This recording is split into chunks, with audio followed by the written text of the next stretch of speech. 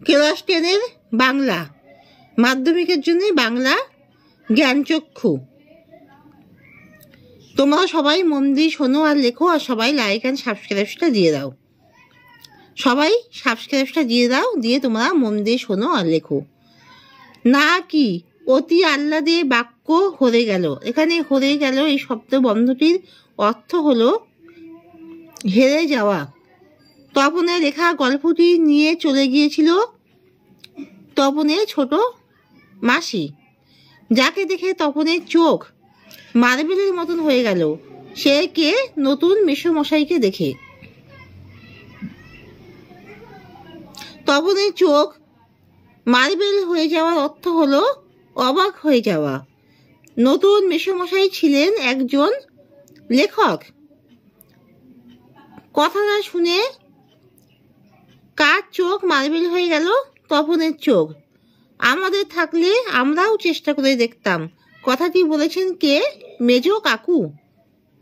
জ্ঞানচক্ষু গল্পে যহুদি বলতে যাকে বোঝানো হয়েছে তিনি হলেন নতুন মেসো। ছোট মেসো তপনদের বাড়িতে বেড়াতে এসেছিলেন, সঙ্গে নিয়ে সন্ধ্যা তারা পত্রিকা।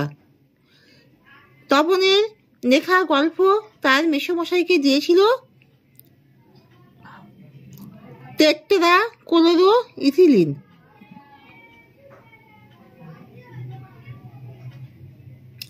তপনের লেখা গল্প তার মেসোমশাইকে দিয়েছিল ছোট মাসি। তপনের লেখা গল্প তার মেসোমশাইকে দিয়েছিল ছোট মাসি। বাবা তারে পেটে পেটে এত, এটি কোন প্রকার বাক্য? বাবা তারে পেটে পেটে এত, এটি একটি বিস্ময় বোধক বাক্য।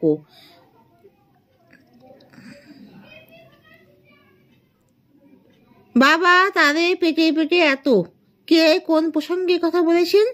আশাপূর্ণা দেবী রচিত জ্ঞানচক্ষু গল্পে তপন যে একটি আস্ত গল্প লিখে ফেলেছে এবং তার ছোট মেসো ছাপিয়ে দেবেন তার বাড়ির কেউ বিশ্বাস করেননি, বরং তাকে নিয়ে নানা রকম ঠাট্টা তামাশা হয়েছে। অবশেষে তপনের গল্প প্রকাশিত হয়ে যাওয়ায় তার মা তাকে উপরোক্ত কথাটি বলেছিলেন। আর তোমরা বিশ্বাস করবে কিনা জানি না, এখানে কোন ঘটনার কথা বলা হয়েছে? এক জায়গায় বসে তপনের একটা আস্ত গল্প লিখে ফেলার প্রসঙ্গে উপরোক্ত মন্তব্যটি করা হয়েছে।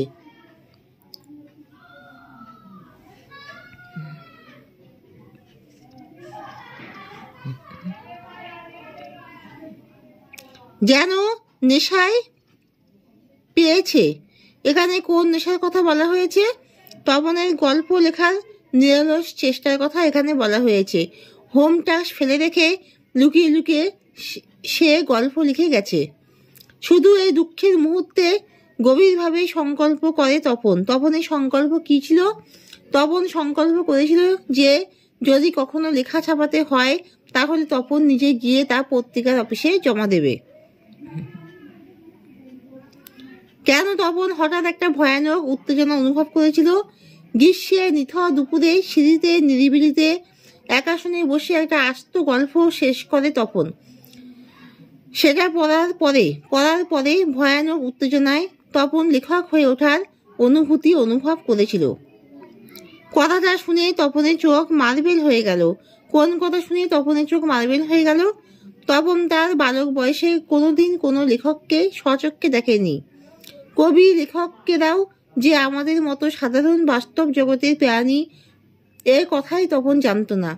তাই সে যখন শুনল যে তার সদ্য বিবাহিতা ছোট মাসির স্বামী অর্থাৎ তার নতুন মেসো একজন লেখক, তখন বিস্ময়ে তার চোখ মার্বেল হয়ে গেল।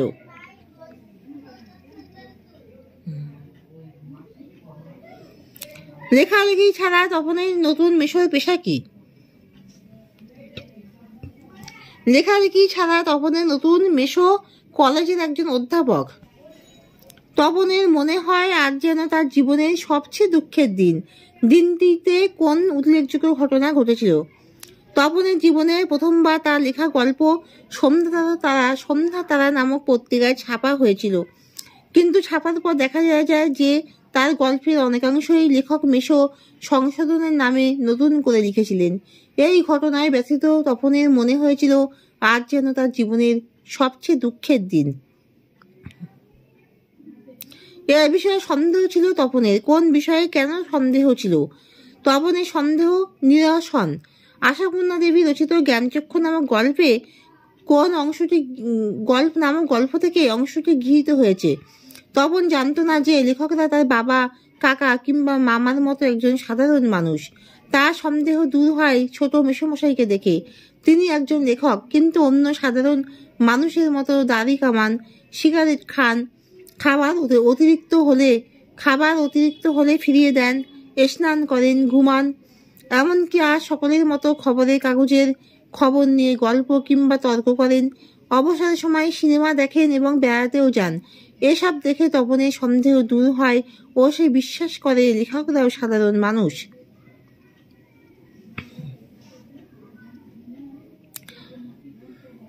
রত্নের মূল্য জহুরির কাছে। রত্ন এবং জহুরি বলতে কি বোঝানো হয়েছে? রত্ন জহুরি আশাপূর্ণা দেবী রচিত জ্ঞানচক্ষু নামাঙ্কিত গল্পে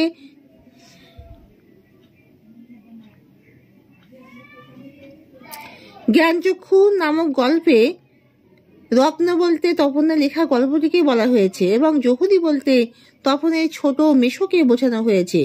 তপন যে গল্পটি লিখেছিল তা দেখে তার ছোট মাসি যথেষ্ট ভালো বললেও প্রকৃত বিচারকের রায় দরকার ছিল তপনের। আর এই বিষয়ে লেখক হিসেবে পরিচিত তার ছোট মেশো যে যোগ্য ব্যক্তি তাতে কারোর সন্দেহ থাকতে পারে না। তাই রত্নের মূল্য ও গুরুত্ব যেমন একজন জহুরি সবচেয়ে ভালো বোঝেন, তেমনি তপনের গল্পের কদরও ছোট মেশোই বুঝতে পারবে। তপনের মনে হয় আজ যেন তার জীবনের সবচেয়ে দুঃখের দিন। কী কারণে তপনের এরূপ মনে হয়েছিল?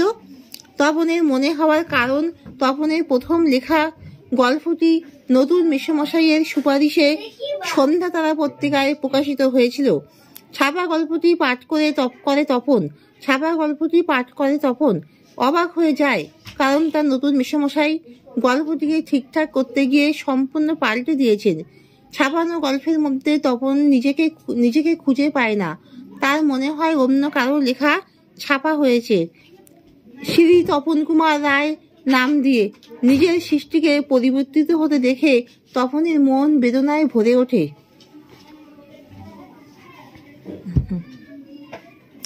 শুধু এই দুঃখের মুহূর্ত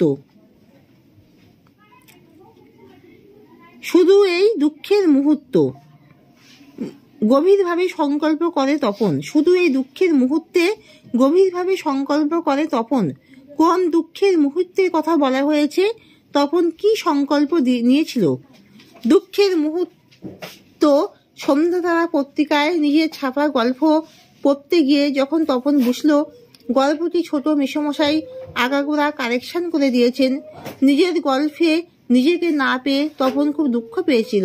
তপনের সংকল্প, এই দুঃখের মুহূর্তে তপন সংকল্প করে যদি কখনো নিজের লেখা ছাপতে দেয় তবে কারোর মাধ্যমে নয়, নিজে গিয়ে পত্রিকা অফিসে দিয়ে আসবে। যদি তাতে তার গল্প ছাপা না হয় তবুও সে নিজে গিয়ে পত্রিকা অফিসে ছাপিয়ে দিয়ে আসবে, কারণ কেউ সুপারিশ করে তার লেখা ছেপে দিয়েছে এমন কথা যেমন অপমানের তেমনই কষ্টকর। নিজের লেখা পড়তে গিয়ে অন্যের লেখা পড়া খুবই কষ্টকর। ক্রমশ ও কথাটা ছড়িয়ে পড়ে। কোন কথা? ওই কথা ছড়িয়ে পড়ায় কি ঘটেছিল? কারেকশনের কথা। তপনের প্রকাশিত গল্পটি আসলে ছোট মেসোমশাই কিছুটা কারেকশন করে দিয়েছেন, এই কথাটা ক্রমশ ছড়িয়ে পড়ে বাড়িতে। মেসোর মহত্বের কথা, ছোট মেসোমশাইয়ের কারেকশনের কথা বাড়ির সবাই জেনে গেলে তপনের গল্প লেখার কৃতিত্ব খানিকটা কমে যায়। তপনের বাবা, কাকা ছোট মেসোমশাইয়ের হাতের ছোঁয়াকে বেশি গুরুত্ব দিতে চান। তপনের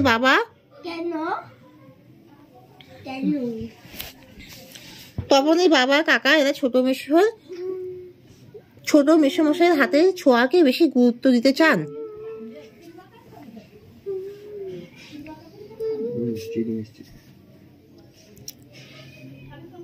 সেদিন পারিবারিক আলোচনায় তপনের গল্পের কথা উঠলেও নতুন মেশোর মুহূর্তের কথা ঘুরে ফিরে আসে।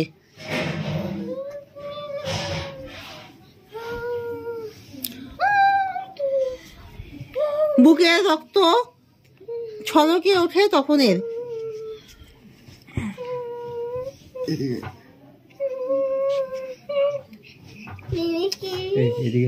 বুকের রক্ত ছলকে ওঠে তপনের। কখন এবং কেন তপনের এরকম অনুভূতি হয়েছিল? তপনের অনুভূতি পুজোর ছুটির অনেকদিন পর ছোট মাসি আর মেসোমশাই হাতে একখানা সন্ধ্যা তারা পত্রিকা নিয়ে তপনের বাড়িতে বেড়াতে এসেছিল। সেই দিন তপনের এরকম অনুভূতি হয়েছিল। সাহিত্য রচনা এবং প্রকাশ সম্পর্কে তপনের দারুণ কৌতূহল ছিল। তাই ছোট মেসোমশাই তার লেখা গল্প সন্ধ্যা তারা পত্রিকায় ছাপানোর জন্য যখন নিয়ে গিয়েছিলেন তখন তপন উৎসাহিত হয়। তবে অপেক্ষা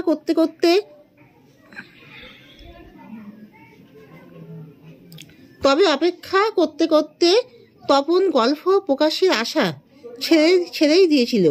ঠিক এই সময় ছোট মাসি আর মেসোমশাই সন্ধ্যা তারা পত্রিকা নিয়ে তাদের বাড়িতে আসায় তার গল্প প্রকাশের আবেগ উৎকণ্ঠায় তপনের এরকম অনুভূতি হয়েছিল।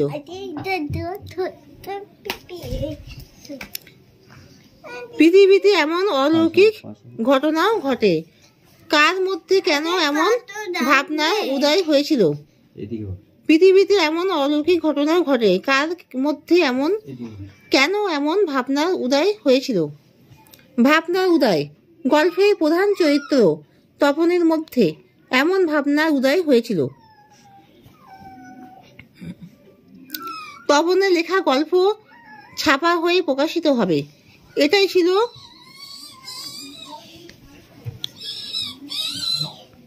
তপনের লেখা গল্প ছাপা হয়ে প্রকাশিত হবে এটাই ছিল তপনের কাছে কল্পনার অতীত।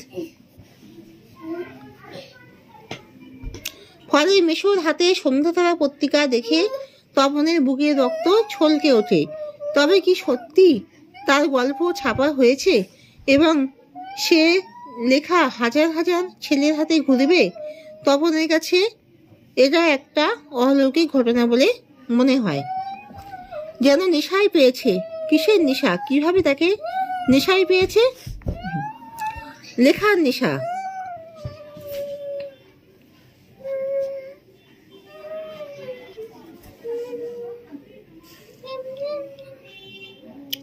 লেখার নেশায় পেয়েছে।